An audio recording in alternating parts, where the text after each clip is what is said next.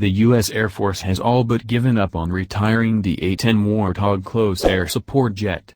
Instead, the flying branch is upgrading the tough ground attackers so they can fight and survive in high-intensity combat. The Air Force had hoped to begin retiring its 281 A-10s starting in 2015.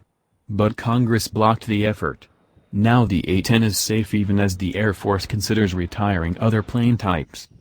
Acting Air Force Secretary Matt Donovan stoked speculation that the service will retire the A-10 after announcing that its FY21 budget request will include controversial changes such as the divestment of legacy aircraft, Valerie Enzina reported at Defense News.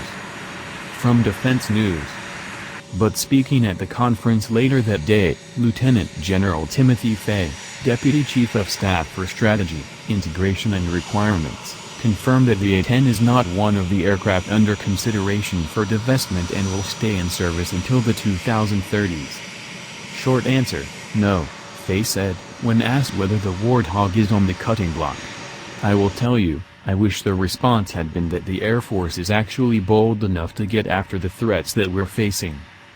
The Air Force acquired the subsonic, twin-engine planes in the 1970s and 1980s in order to destroy Soviet tanks. The stubby Warthog with its powerful 30mm cannon proved effective as a close air support aircraft in Iraq and Afghanistan. Despite its popularity with ground troops, the Air Force wanted to retire the A-10 early in order to free up around $5 billion for other investments.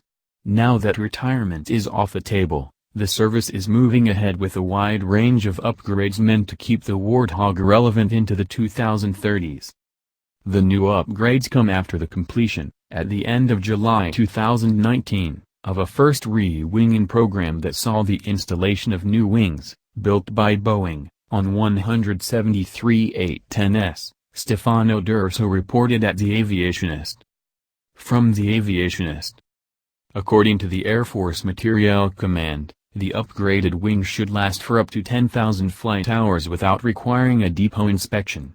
1 month later, the U.S. Air Force awarded Boeing a second contract, worth up to $999 million, that will provide up to 112 new wing assemblies, completing the re-winging of all 281 A-10s currently in inventory. The A-10s also are getting new weapons, avionics and sensors, D'Urso explained. As D'Urso noted, the Air Force, in fact, has recently started fielding a new improved version of the Thales Visionix Scorpion helmet-mounted display system, used by A-10 pilots following the helmet-mounted integrated targeting program in 2012. The main modification is the replacement of the original magnetic tracking sensor with a new sensor known as Hobbit, Hybrid Optical-Based Inertial Tracker, which should track pilot head movements more accurately. A second major upgrade is the integration of the GBU-39 small-diameter bomb in the A-10's arsenal.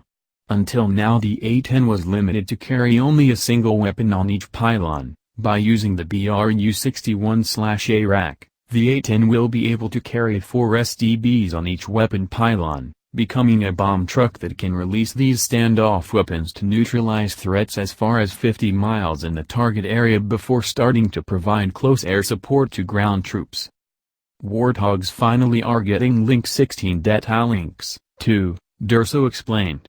With the integration of Link 16, the A-10 will be able to communicate and exchange data with all other legacy air assets, namely tactical jets, electronic warfare aircraft, bombers and AWACS, as well as the F-35.